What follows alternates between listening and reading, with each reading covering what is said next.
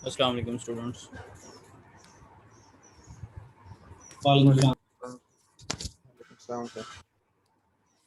जी last time जी जी अच्छा last time हमने lab number 13 discuss की थी बॉल एंड बीम से रिलेटेड। ठीक है, एम फाइल में भी और उसका सिमुलिंक के ऊपर भी उसकी जो मॉडलिंग है उसको। अभी हमारे पास जैसे मोटरिक सिस्टम था, बॉल एंड बीम एक सिस्टम था, इसी तरह ये हमारे पास मैग्नेटिक लेविटेशन है। ठीक है, ये एक सिस्टम है और हमने इसकी सिमुलिंक मॉडलिंग करनी।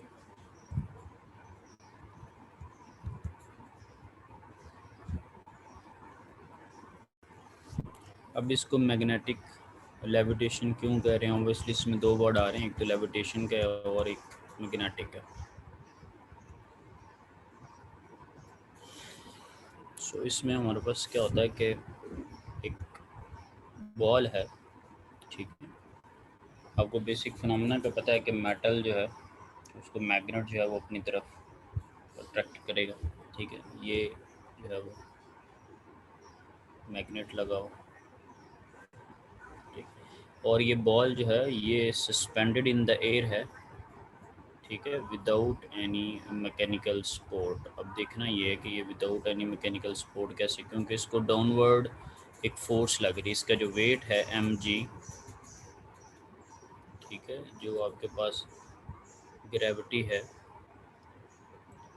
ठीक है, वो इसको कॉन्टीन्यूसली इसको ज़मीन की तरफ नीचे गिर जाना चाहिए। ठीक है, इसको यहाँ पर आ जाना चाहिए, लेकिन ये नहीं आ रहा। वजह क्या है कि ये मैग्नेट जो है वो इक्वल फोर्स के साथ, ठीक है, जितना उसका वेट है, जो mg फोर्स नीचे को लग रही है उतनी इक्वल फोर्स जो है वो लगा रहा है। ठीक है, क्योंकि weight is again force that is okay जी। एक तो ये फिनोमेना जिसकी वजह से अब ये जो मैग्नेट है उसके बैक एंड पे तो वैसे आपने कोई जब कैसा फिनोमेना किया हो, क्या इलेक्ट्रिकल एनर्जी जो है वो अप्लाई की हुई है, जिसकी वजह से जो मैग्नेट है उसकी फोर्स जो है वो कम या ज़्यादा हो सकती है। उसकी जो मैग्नेटिक फील्ड की स्ट्रेंथ है, जो इंटेंसिटी है, वो कम या ज़्यादा हो सकती है। इसमें जो मैग्नेटिक फील्ड प्रोड्यूस हो रहा है वो इलेक्ट्रिकल एनर्जी की वजह से। और आपने मशीन्स या इलेक्ट्रिकल के स्टूडेंट्स हैं तो आपको पता है कि इलेक्ट्रोमैग्नेट जो चीज़ें हैं वो किस तरह से बिहेव करती हैं जब करंट फ्लो करता है। सो अगर हमें कोई चीज़ कम या ज़्यादा चाहिए होगी, सो उसकी इलेक्ट्रिकल एनर्जी को कम या ज़्यादा करके मैग्नेटिक जो फोर्स है उसको कम या ज़्यादा किया जा सकता है। लेकिन अगर हम ओपन लूप को डिस्कस कर रहे हों और जिसमें फीडबैक ना जा रही हो, तो फिर उसमें तो हमें ये अंदाज़ा नहीं होता कि बॉल की पोजीशन इस वक्त कहाँ पर है, बॉल नीचे गिर गया या मैग्नेट के साथ चिपक गया। ये चीज़ें तभी पॉसिबल होंगी, जो भी मैंने इलेक्ट्रिकल के सेंस में बात किया है, ये बात की है कि मैग्नेट को इलेक्ट्रिकल एनर्जी के बैक एंड की वजह से हम कंट्रोल कर रहे हैं। जब हमारे पास एक क्लोज लूप सिस्टम होगा, फीडबैक आ रही होगी और हम मैग्नेटिक फील्ड की स्ट्रेंथ को जो है वो वेरी कर सकते हैं, तो ये क्लोज लूप में ये चीज़ ऑब्वियसली पॉसिबल होगी। अब इसमें ये एक एलईडी लाइट लगी हुई, ठीक है, लाइट उसका पेन, और इस तरह ये एक आपके पास जो है वो सेंसर लगा हुआ,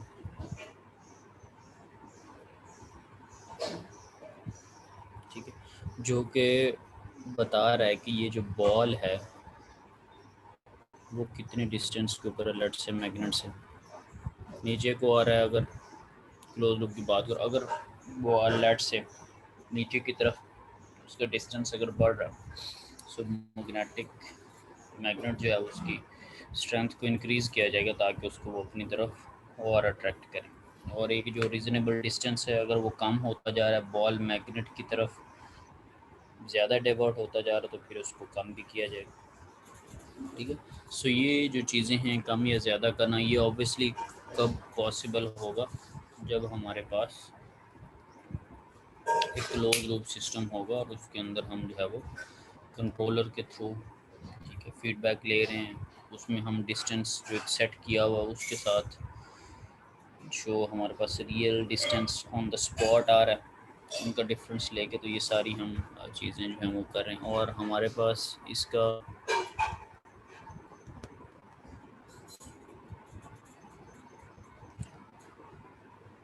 ये वो डिस्टेंस एक्स है जिसकी मैं बात कर रहा था कि मैग्नेट से कितना ये दूर जा रहा है। ठीक है, वेट की वजह से mg लग रही है और उसकी इक्विवेलेंट फोर्स मैग्नेट लगा रहा है। और ये वो डिस्टेंस x जिसकी बात की जा रही थी कि ये जब कम या ज़्यादा होगा, ठीक है। सो उस सेंस में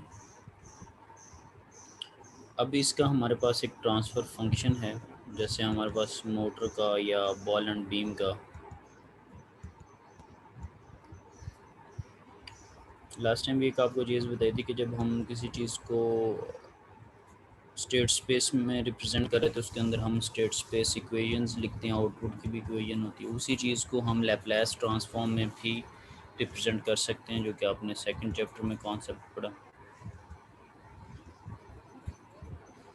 ये हमारे पास एस डोमेन के अंदर जो है वो ट्रांसफर फंक्शन, ठीक है। G of S is equal to 77.8 है। और नीचे हमारे पास इसके अंदर जो दो पोल्स, जब हम उनको कैलकुलेट करेंगे तो फिर आइडिया होगा कि इनकी वैल्यू क्या थी। सो ये हमारे पास एक चीज़ है जिसको हमने इम्प्लीमेंट करना। आपको मैटलैब के अंदर भी पता है कि आप नम डेन की फॉर्म में हम फाइल के अंदर लैब 1 में आपने देखा था कि डिनोमिनेटर डिनोमिनेटर में कैसे आप वैल्यूज़ लिखते हैं, वो काम भी आपको आता है।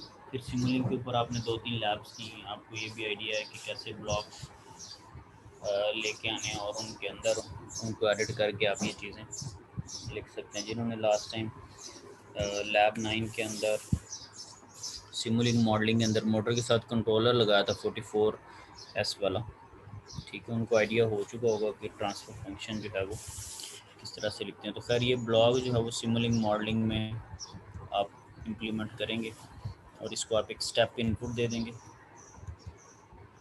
और स्कोप लगा के उसकी जो आउटपुट है, ठीक है। ये लेट से आप ट्रांसफर फंक्शन का ब्लॉक लेके आए हैं एक, ठीक है।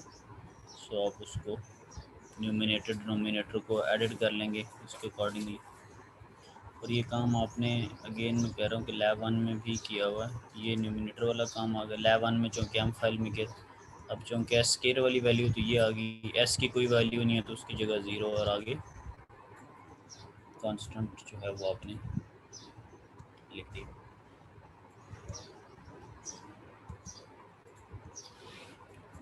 इस पे भी आते हैं, कंट्रोलर पे भी। तो मेन काम आपका क्या होगा कि आप सबसे पहले जो काम करेंगे, ये डायरेक्ट ये चीज़ इम्प्लीमेंट नहीं कर देनी, क्योंकि जब मैं क्वेश्चन पूछता हूँ फिर आप लोगों को आइडिया नहीं होता कि बीच में किस तरह से काम हुआ, ये वर्किंग क्या। तो अगर आपने चीज़ों को आंसर करना है तो उसको किस तरह से कनेक्ट करना है, आप सबसे पहले ये जो ट्रांसफ़र फंक्शन है उसको लें, ठीक है, उसको स्कोप के साथ व्यू कर लें और उसको स्टेप इनपुट दे दें, ठीक है।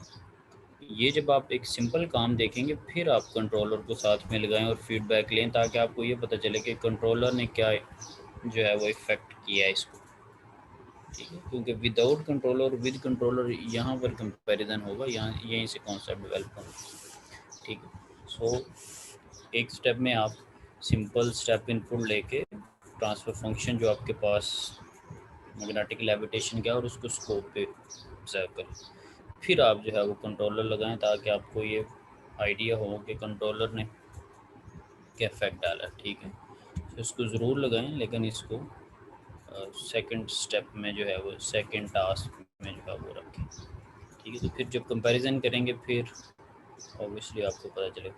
अच्छा, इसमें ट्रांसफ़र जब आप स्टेप रिस्पांस जब आपके पास जनरेट हो रहा था तो उसमें आपको आइडिया हो रहा था कि इसके अंदर ऑसिलेशंस हैं नहीं है, स्टेबल हो रहा है नहीं, और आपने स्टेप इनपुट दिया 1 और आपको अचीव कितनी हो रही है वो भी आपको वहाँ पे देखना चाहिए, एरर्स कितने आ रही हैं, ये सारी चीज़ें एनालाइज करने वाली होती हैं।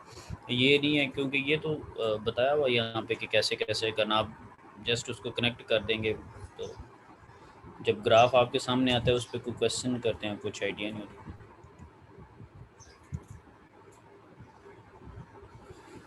ठीक है। सो सपोज ये उसने रिज़ल्ट लिया, अब अब देखने की ज़रूरत ये है कि आपने स्टेप इनपुट दी थी, क्या उसके अकॉर्डिंगली ये ठीक है चीज़,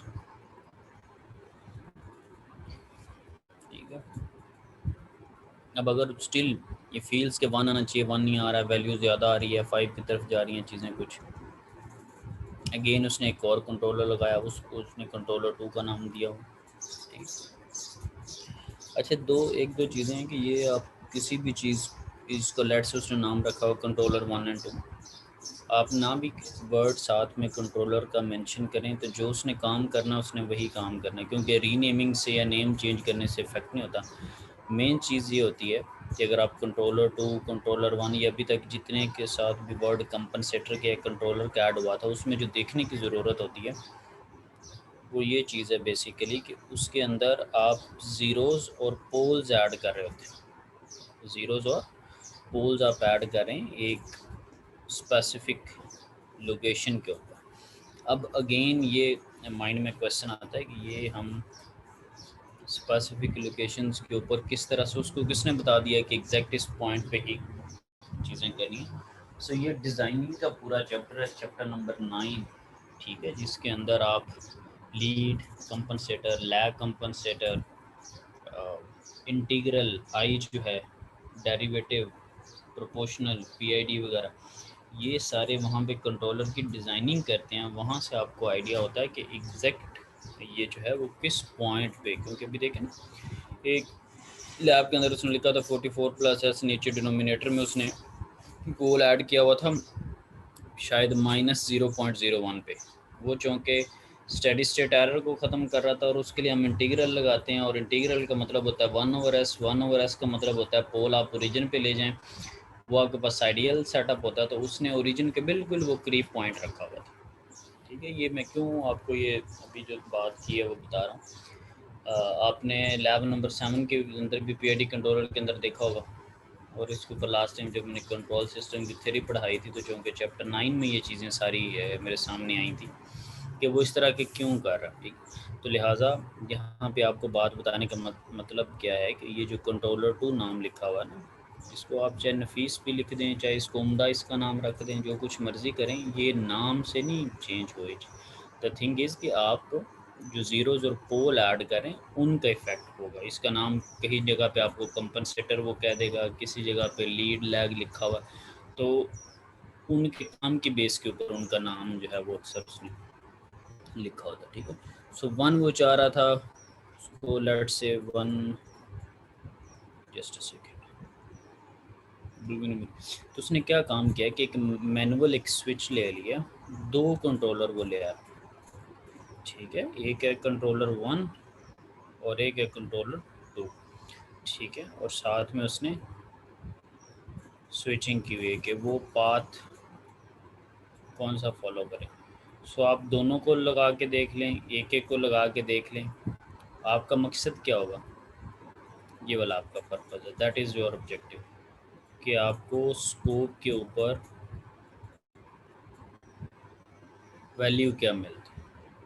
आपने स्टेप इनपुट उसको दी हुई है फ़िलहाल।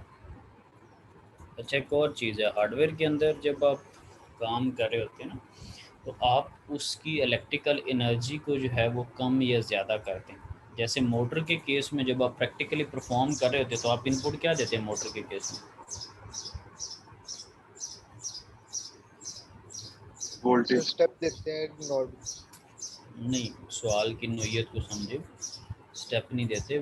मोटर को प्रैक्टिकली जब आप मशीन लैब में कर रहे थे तो उसको स्टेप दे रहे थे, तब से सर वोल्ट्स दे रहे थे उसको। ठीक है। प्रैक्टिकली जब आप उसको कर रहे होते हैं आप उसको वोल्टेजेस प्रोवाइड कर रहे हैं। लेकिन जब मैट लैब में आपने जितनी भी एम फाइल के ऊपर या सिमुलिंग मॉडलिंग के ऊपर किया, तब आपने इनपुट क्या दी?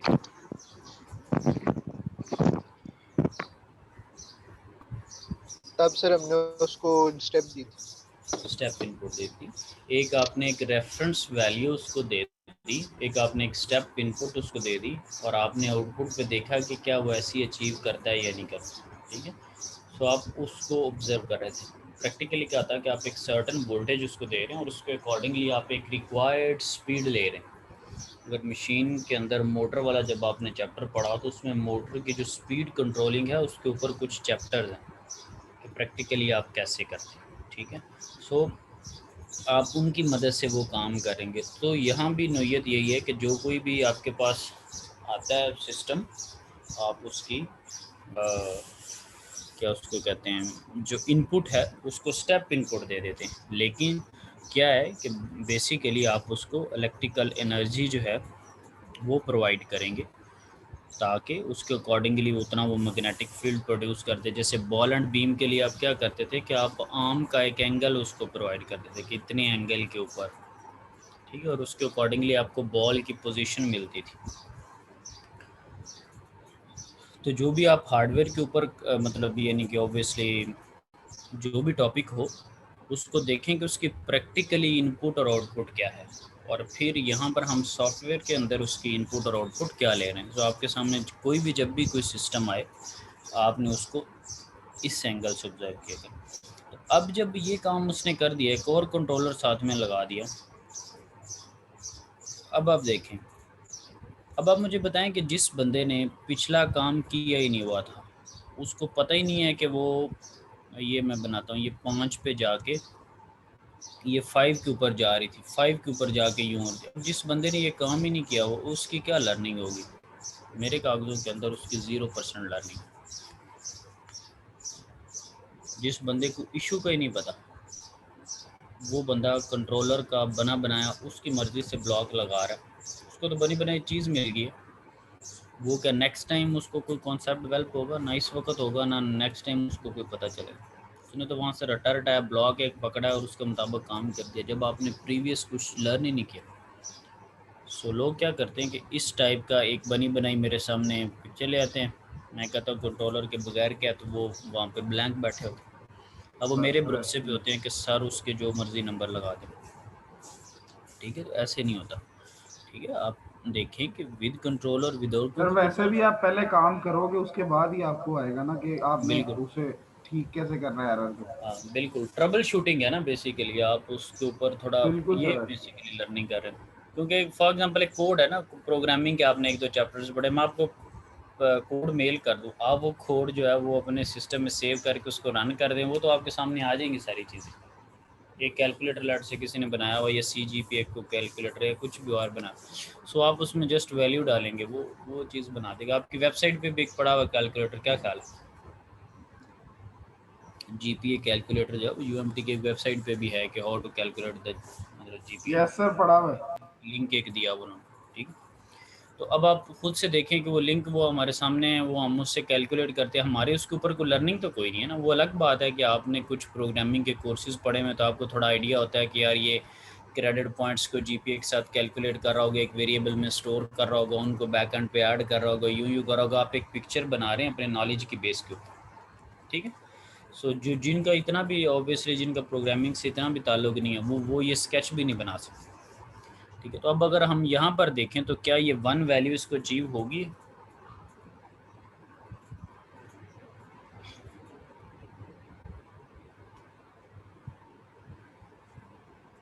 जी प्यारे भाई, 1 वैल्यू अचीव होगी?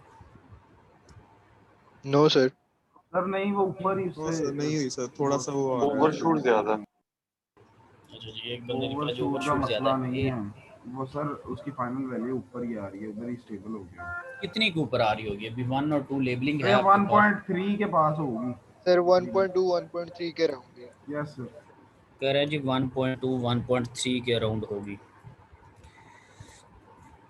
तो जो 5 वाली वैल्यू थी उससे कितने को गुना बेहतर है?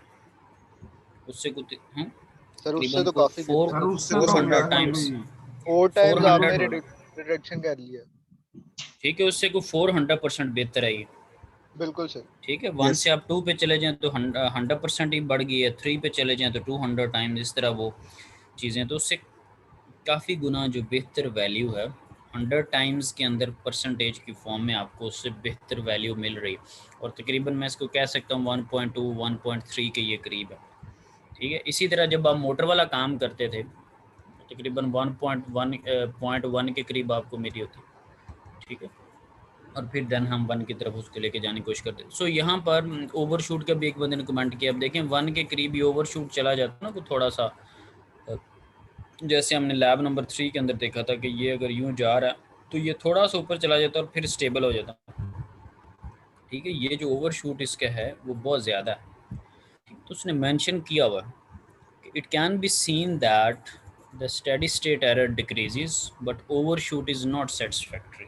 ठीक है, क्योंकि आपको मैंने ओवरशूट जब लैब मैंने करवाई थी, उनको मैंने चैप्टर 4 की थ्योरी के अंदर लेके गया था। उनको मैंने बताया था कि क्या पीक वैल्यू है, क्या आपकी रिक्वायर्ड वैल्यू है, परसेंटेज की फॉर्म में वो कैलकुलेट कर सकते हैं with the help of formula. ठीक है, that is given in the chapter number 4 of your course book. So वो फार्मूला मैंने उनको बताया था, उसके अकॉर्डिंगली यहाँ पे देखें तो जो आपको ओवरशूट की रिक्वायरमेंट 5% वाली, उससे मामला काफ़ी गड़बड़ हैं। ठीक है, तो ये हमारी डिज़ायर रिक्वायरमेंट नहीं है। फिर उसने खैर ऑब्वियसली मैनुअल वाले ने यहाँ पे पॉज कर दिया, उसने आपके ऊपर छोड़ा। उसने कहा user may analyse the controller and improve controller by themselves. ठीक है, कंट्रोलर के अंदर बेतहाशा जो कंट्रोलर हैं वो आप, जिस तरह हम अक्सर ये कह रहे होते हैं लीड लगाएं, लैग लगाएं, ठीक है, उसके अंदर आप PI लगाएं, PD लगाएं, PID लगाएं, फज़ल लॉजिक लगाएं, कुछ भी जो है वो, ठीक है, कंट्रोलर आप लगा के उसको कर सकते हैं। तो खैर टास्क यहाँ तक थे कि हम सिंपल फंक्शन को, तो सिंपल सिस्टम को एनालाइज कर लें, फिर उसके साथ एक कंट्रोलर को लगा के एनालाइज कर लें।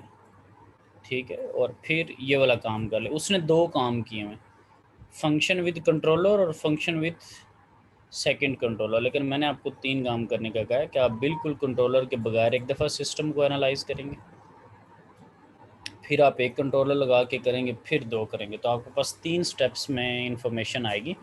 तो तब आप तीनों को कंपेयर कर लेंगे। अभी तो हम 5 को और ये जो अभी पिक्चर आपके सामने, इसको और पिछली पिक्चर 5 वाली को कंपेयर करें तो आपके पास 3 तरह की चीज़ें बनेगी।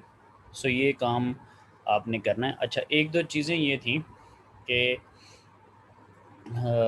Lab B ball and beam वाली जो लैब थी उसका भी वाइवा दिया, तो उसको मैं आप लोगों के आसानी के लिए अभी वाइवा तो कंडक्ट करता हूँ, लेकिन वो चीज़ों को थोड़ा आसान करने के लिए मैंने 1-2 काम किए कि एक जो सेक्शन है ना, ठीक है, मेरे पास लेट से B1 है, ठीक है, उसका मैं अभी साफ ज़ाहिर वाइवा करता हूँ स्टार्ट, फिर मैं बीच में 10-15 मिनट की ब्रेक रखता हूँ और एक सजेस्टेड टाइम देता हूँ B2 को, वो आएंगे मीटिंग में उस टाइम के ऊपर। ठीक है, होगा अभी साफ ज़ाहिर है, मैं वाइवा लेता रहूँगा जब इनका, तो फिर ये होगा कि ये जो आधा पौना घंटा, 1 घंटा जो उनको वेट, यानी कि यहाँ पे मेरी लिस्ट में करना पड़ेगा, वो वेट नहीं करेंगे, वो मीटिंग को ही जो है ना वो ज्वाइन उस टाइम के अकॉर्डिंगली कर लेंगे। बात समझ रहे? ठीक है, यस सर। B1, हाँ B1 को लेट से सपोज मैं भी करता हूँ ना स्टार्ट। ठीक है, सो उससे होगा क्या कि मैं इनका इस पर मुझे घंटा या पौना घंटा या 1.25 घंटा लेट से लगता है, तो ये एक रफ सा मैं भी एक सजेस्टेड टाइम बना लेता हूँ, फिर ये मतलब टाइम बीच में घंटे सवा माइनस। घंटे बाद ज्वाइन करना। हाँ जी, वो भी मैं बताता हूँ आपको कि कब करना, नहीं इस तरह घंटे से। फॉर एग्ज़ाम्पल अभी हैं जी 11:30, ठीक है, सो इनका वाइवा जो है वो, पहले मैं लिस्ट में से जस्ट अ सेकंड देख लूँ कि इनके चीज़ें क्या क्या रहती हैं, क्योंकि